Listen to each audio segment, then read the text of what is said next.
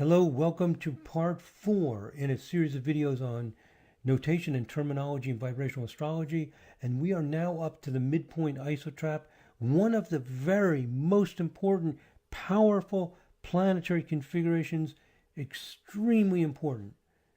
I think I made the point.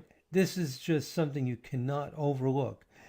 And it's easy to overlook it. It doesn't look dramatic when you're looking at your midpoint structures. Let me show you what you'll see. Let's go to the Sirius software. Here again is Julia Roberts, the actress. We've been looking at her chart, and I've already selected her midpoints, so they're over here under the report selected. There are the midpoint structures. Oh, let me get rid of the midpoint listing because we don't normally need that. Yeah, keep it simple. So there are the midpoint structures. She's got what? 1, 2, 3, 4, 5 midpoint structures, right? Sun is at Mars, Jupiter. Mercury makes 2 midpoint structures. Mercury's conjunct Sun, Neptune, and it's conjunct Mars, Pluto. Midpoint, Pluto's conjunct Venus, Uranus midpoint, and Saturn is opposition Mercury, Jupiter midpoint. Now, when you look at this, what stands out? What stands out to you? Well, number one, anything with a small orb, Mercury conjunct Sun, Neptune midpoint, 11 minutes, that gets my attention. Saturn opposite Mercury, Jupiter, 29 minutes, still very strong, that's important. Pluto conjunct Venus, Uranus midpoint, 41 minutes, that's solid. The 1.5 degree orb, I'm not that interested in. That's, just barely made it. If it was 1 minute more, it wouldn't even appear. I'm not that interested in it. I'm not that interested in it. I mean, it's not that important. And this midpoint structure, Mercury conjunct Mars, Pluto, 1 degree, 2 minutes, it's there. I mean, it's there. It's a degree orb. But it's nothing like this 11-minute orb. Whoa, that's a huge difference. 11-minute orb, very powerful, very important. Now, okay, so orbs are important. What else? There's something else extremely important. And don't overlook it ever. It's extremely important. What it is this. And it doesn't look dramatic, but it is dramatic. What it is that I'm going to stretch this out. Should have probably done that before so you can read this better. Let me stretch it out. There, I should have done that before. Stretch it out beyond what, whoops. Okay. Oh, Mr. Clumsy here. Okay, there we go. All right, so you can read it a little bit better. Now, what else is important besides looking at the midpoints and seeing what the orbs are? What's important is this. Mercury makes 2 midpoint structures. And number one, it makes 2 midpoint structures. Number 2, all 5 planets are different. Mercury's conjunct the Sun, Neptune midpoint, and it's conjunct the Mars, Pluto midpoint. Mercury, Sun, Neptune, Mars, Pluto, 5 different planets, nothing's being repeated. That is extremely important, and that is what we call a midpoint isotrap, which I will now show you why the word isotrap is in there and, how this terminology comes about. But that's what I wanted to show you. It does not look dramatic when you're looking at the midpoint trees. All you see is that Mercury makes 2 midpoint structures, big deal.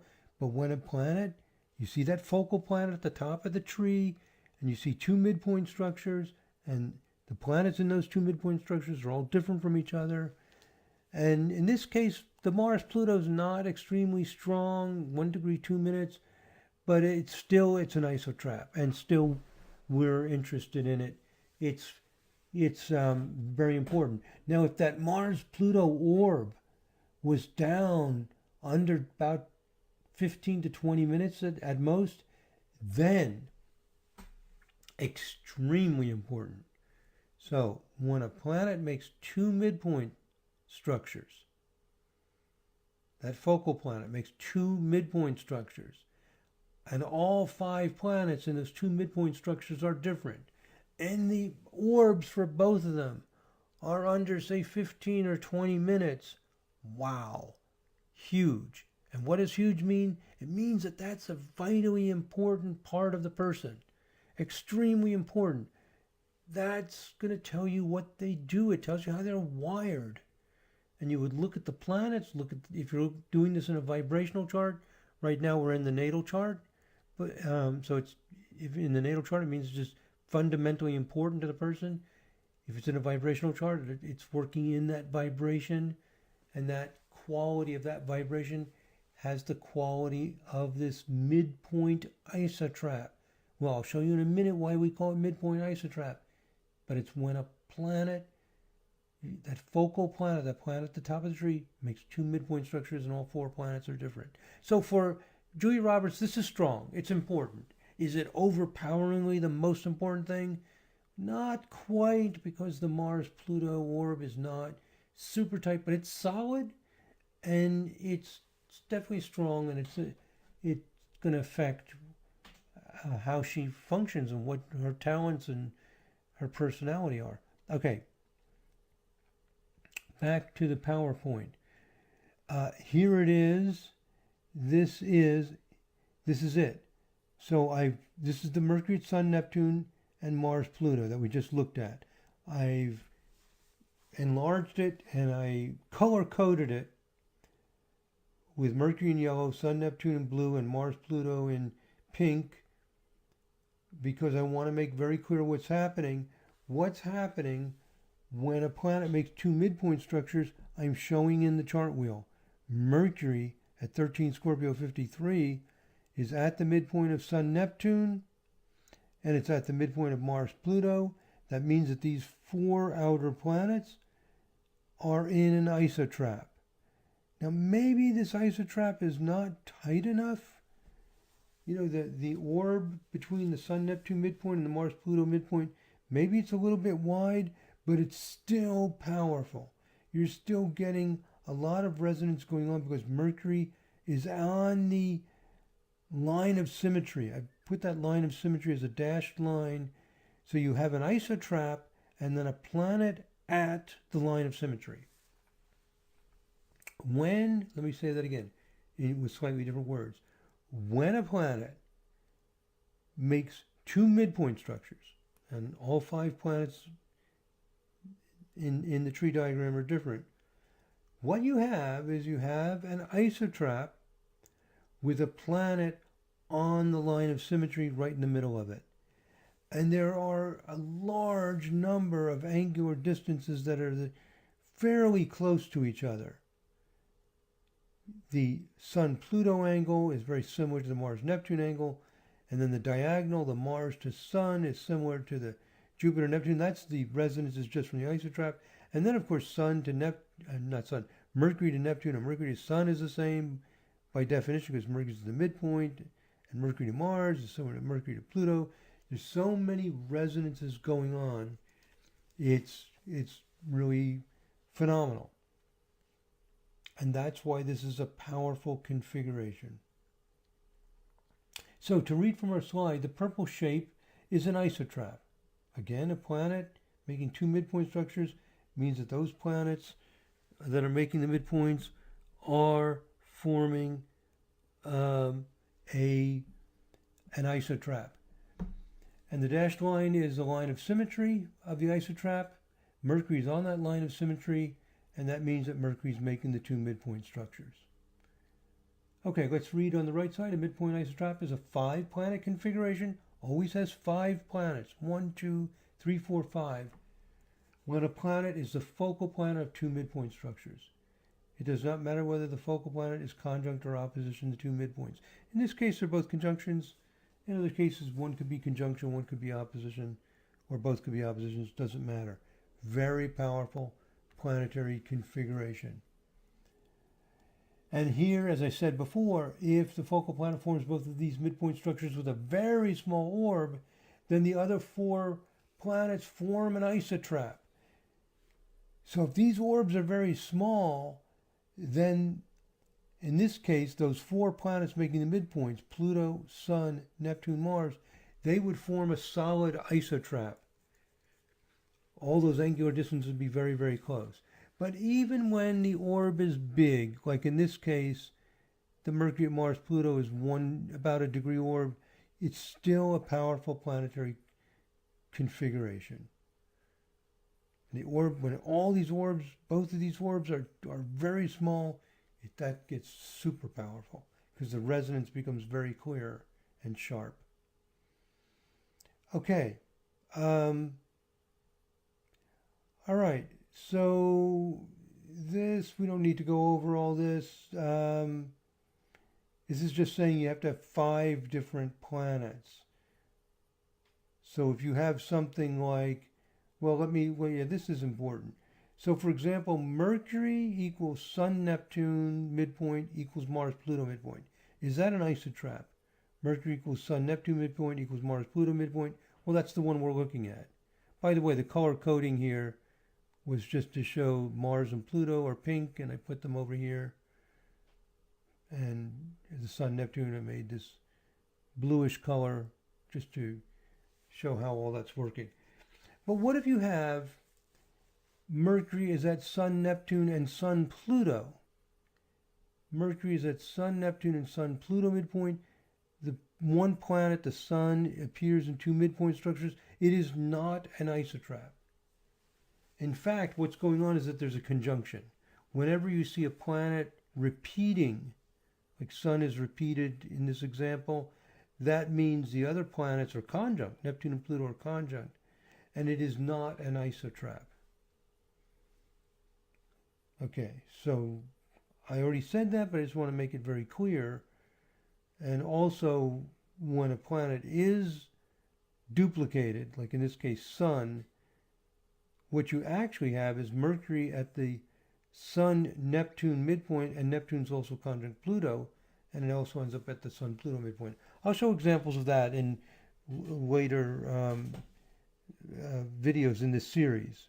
But the main point here is that all 5 planets have to be different to be a midpoint isotrap, and the midpoint isotrap is way more powerful than if you do not have the 5 separate planets and you do not have, and therefore do not have a real midpoint isotrap.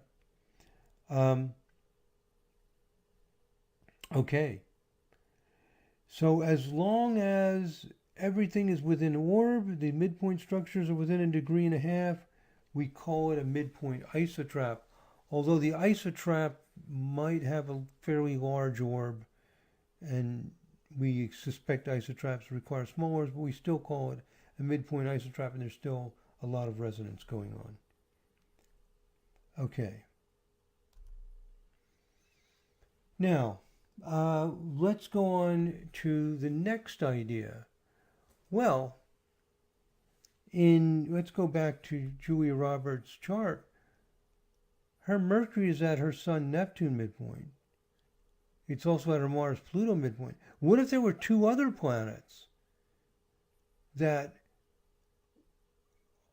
Mercury was directly at the midpoint? Could certainly happen. You could certainly and when you look at the midpoint tree, it's very simple. You're just going to see 3 midpoint structures. So with 3 midpoint structures, you have 7 planets, and all 7 planets are different. Wow, that is huge. If you ever see a planet making 3 midpoint structures, and again, it's very simple. You're just looking at the midpoint trees, and you see 3 midpoint structures, and all the planets are different from each other. And if the orbs are really small, this doesn't happen very often, but it does happen. Planet, let me say it again, planet makes 3 midpoint structures. All the midpoint structures involve different planets. The orbs are tiny, suppose they're all like less than 20 minutes or less. That's huge, huge. That is a tremendous competency, ability, potential. Motivation is huge. And it usually does not get expressed in like wildly discordant ways. It can be extremely strong, and it can come out negative by going too far. It can be destructive, but it's destructive just basically by being going to extremes, just being overly active with that energy. So very, very, very powerful stuff. And these are things that get overlooked in most astrology because we're just looking at aspects. We're not even looking at midpoint structures. We're not noticing these things. These are the things that are the most important, most powerful by far. So what we need a name for it. If there was a third midpoint structure, it would be nice to have a way to tell somebody that I could explain it all out. I could say, well, Mercury's making 3 midpoint structures and all 7 planets are different from each other, so therefore it's making like bunches of isotraps. And it's like, whoa, that's kind of confusing to have all that explained. Why don't we just call it a triple isotrap? That's what we do. A triple isotrap is when you have 3 midpoints aligned and a triple midpoint isotrap. I've got that down here later. Well, we'll get to it. All right, let me just come back here. Sorry. You're going to have a triple isotrap, and if there's a planet at the midpoint of it, it'll be a triple midpoint isotrap. So, a triple isotrap is 3 midpoints conjunct or opposition to each other. Very simple. All planets in the midpoints must be different. So, for example, Sun-Moon midpoint equals Mercury-Mars midpoint equals Jupiter-Saturn midpoint. Again, equals means conjunct or opposition. That's a triple isotrap. But if you see Sun-Moon midpoint equals Mercury-Mars equals Mars-Saturn, that's not a triple isotrap because you see Mars twice. All 6 planets in these midpoint alignments must be different. So when a planet appears in 2 or more midpoint structures, such as Mars in this case, it is why we already learned what's going on. There's a conjunction.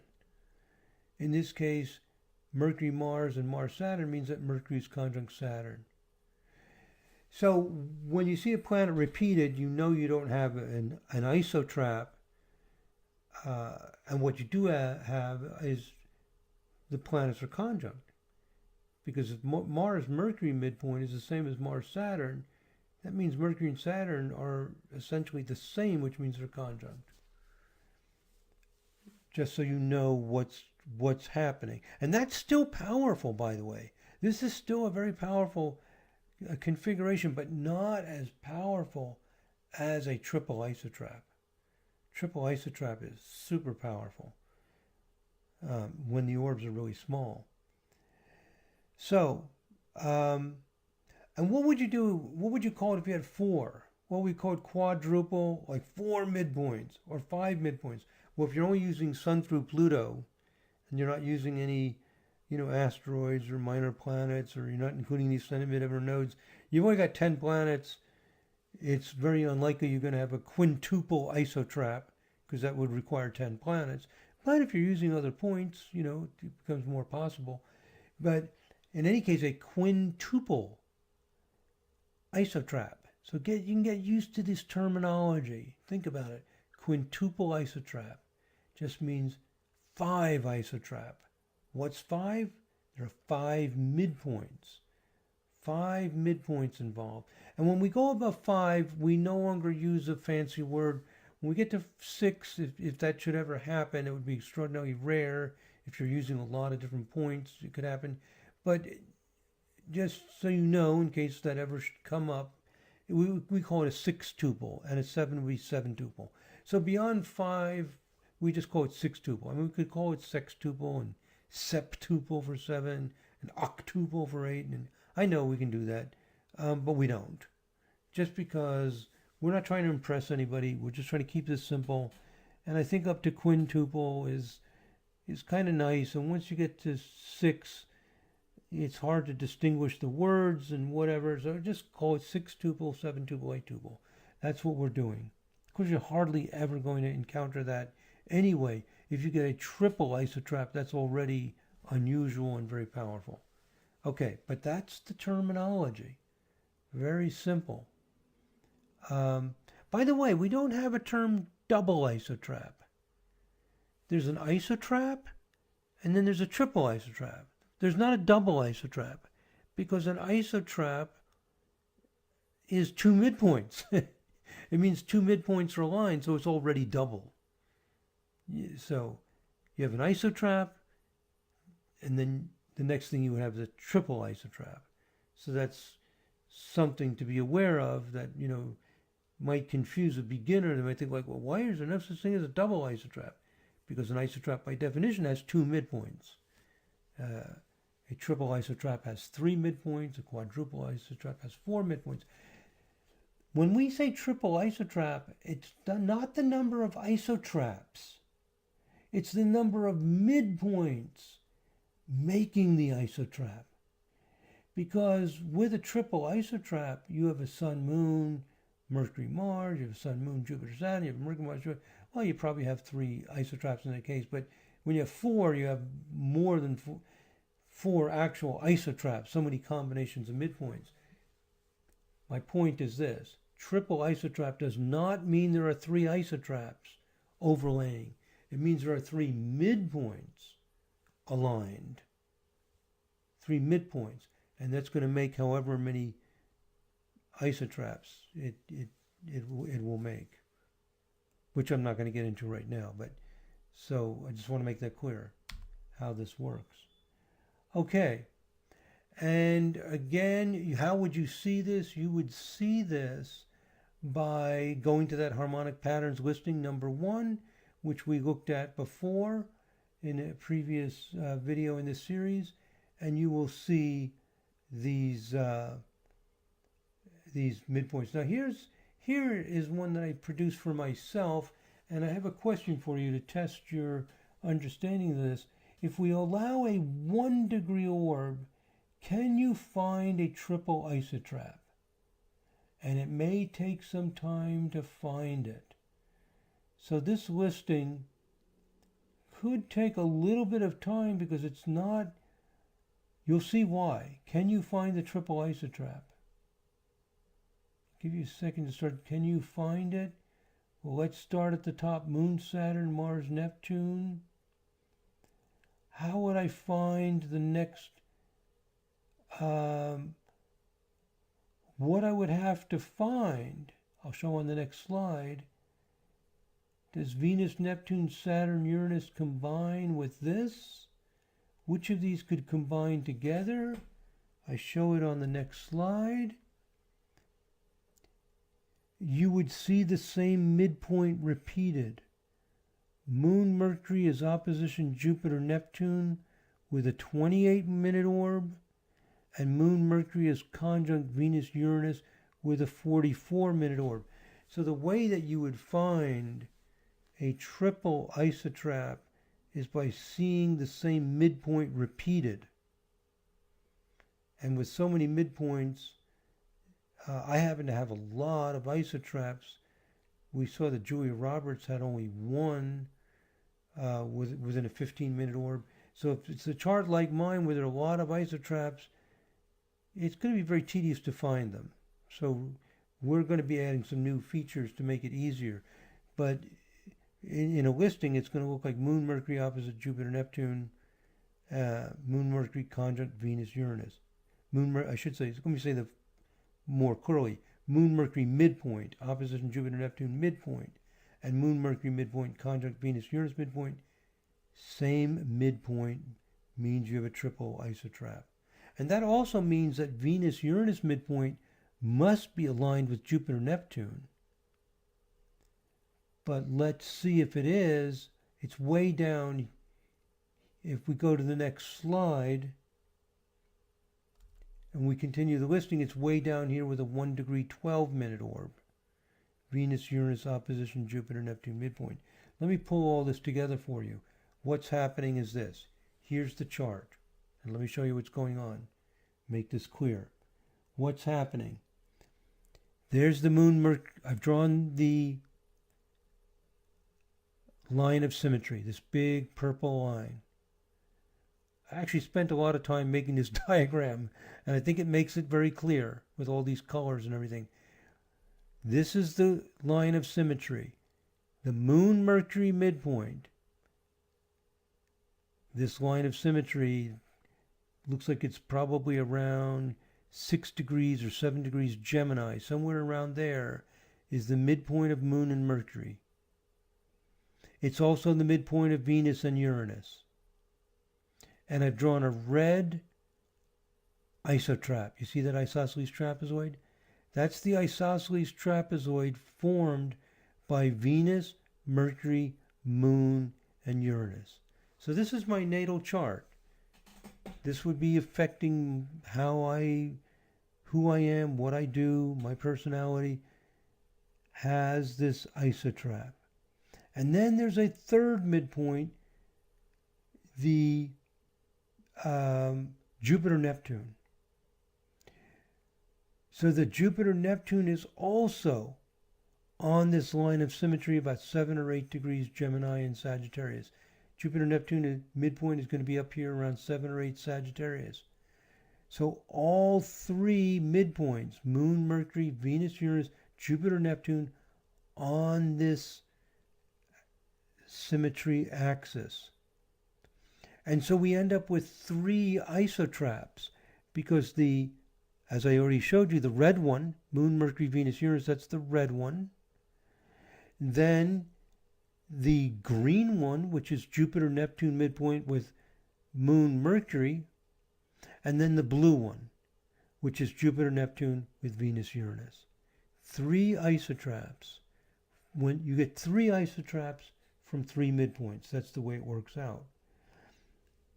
And just copying and pasting from the listing onto here on the right side and just writing it out this way, we have the Moon Mercury midpoint, opposition the Jupiter Neptune midpoint, 28-minute orb. Remember that was shown to us in this listing right here. Moon Mercury midpoint opposition Jupiter Neptune, 28 minutes. Here's the Moon Mercury conjunct Venus Uranus, 44 minutes. And here's the third one. Venus Uranus midpoint opposition Jupiter Neptune midpoint, 1 degree, 12 minutes. I've pulled all 3 of those together and summarized it here. I've also color coded it to show that the Moon Mercury midpoint is involved in 2 isotraps. You see the red. The Jupiter Neptune midpoint is involved in 2 isotraps. And the Venus Uranus midpoint is involved in 2 isotraps. That's just what happens. What happens if you have 3 midpoints aligned? If you have 3 midpoints aligned, as I do in my natal chart, you will get 3 isotraps, and each midpoint will be in 2 different isotraps. It's just kind of curious. This is not critically important for your interpretation, but it's just good to see how this happens, because this is a very powerful configuration if the orbs are small enough. Now notice this. If you add the 28-minute orb here, plus the 44-minute orb, what are you going to get? 44 plus 28 is 72. 72 reduced to degrees of minutes is 1 degree, 12 minutes. So it makes sense. The 2 orbs added together will equal the 3rd orb. So my question earlier was, can you find the isotraps? Not easy to find in that listing. Find the triple isotraps. But there it is. And only 2 of the 3 are within a 1 degree orb. If I'm allowing a 1.5 degree orb, they're all within orb. Suppose I allow a 1 degree orb. Here's my question. Is this a triple isotrap? Is this a triple isotrap? So Moon Mercury conjunct Venus Uranus opposite Jupiter Neptune. If I allow a 1 degree orb, well, not quite, because this one's not. So it's not a triple isotrap. But it's almost a triple isotrap. And we have a term for that. And the term is, we call it spreading. So here's the actual midpoints. Venus, Uranus midpoint 6 Gemini 08. Moon, Mercury 6 Gemini 52. Jupiter, Neptune 7 Sag 20. That's where they actually are. If you go to the midpoint listing in the software and you look, well, let me do it very quickly. I'll just do it very, very quickly. Let me pull up my chart just to show you just to make sure you're following this.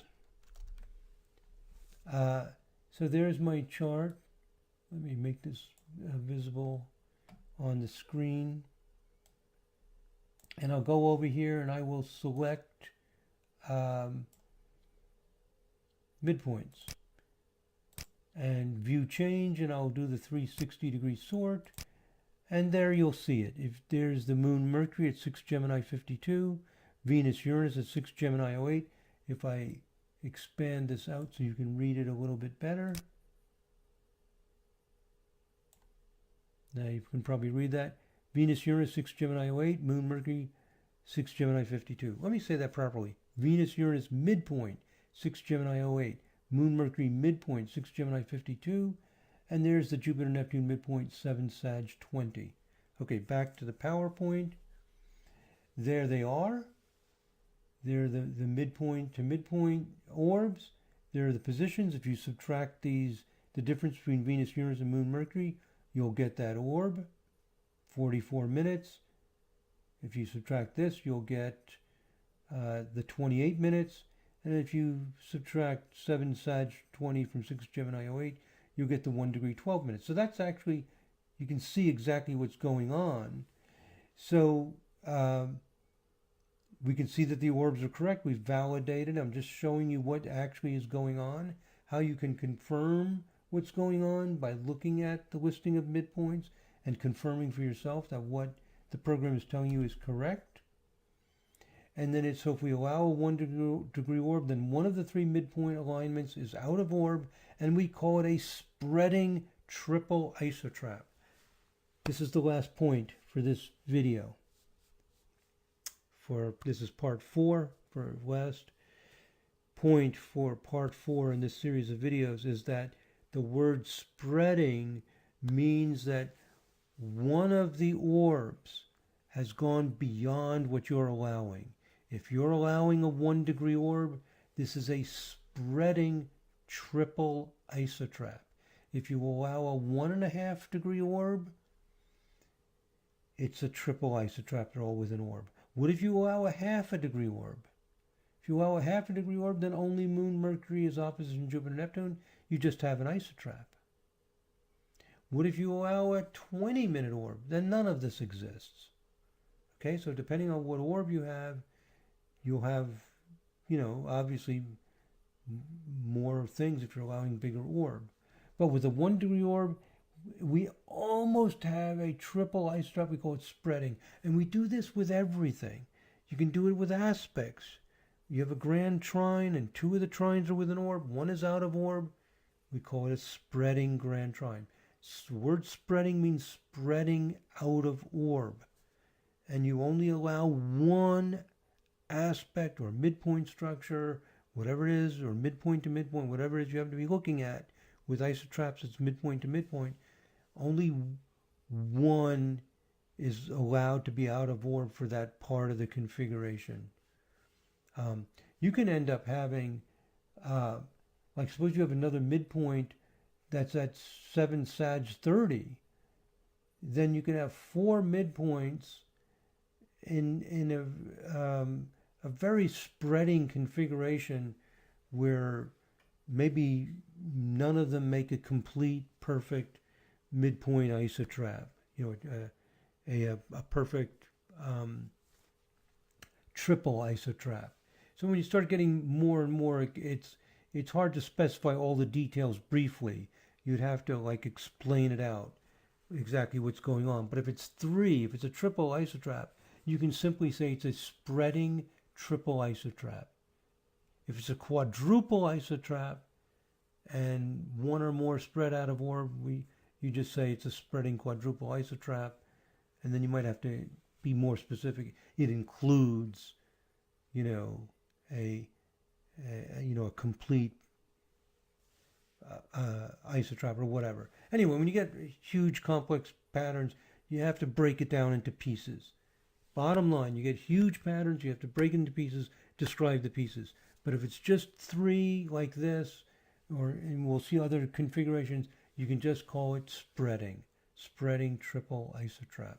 Okay, and we'll use this word spreading a lot. We use it for aspect patterns all the time, and for any kind of configuration, because very often you'll have a configuration that is almost there, like this. One thing is out of orb, and we call it spreading. Spreading is much weaker, much weaker than if it's not spreading.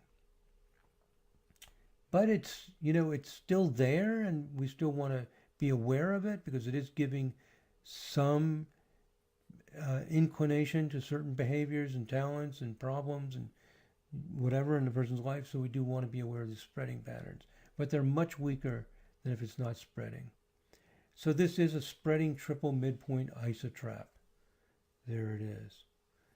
So question, is this configuration in my chart using a 1 degree orb, a triple isotrap?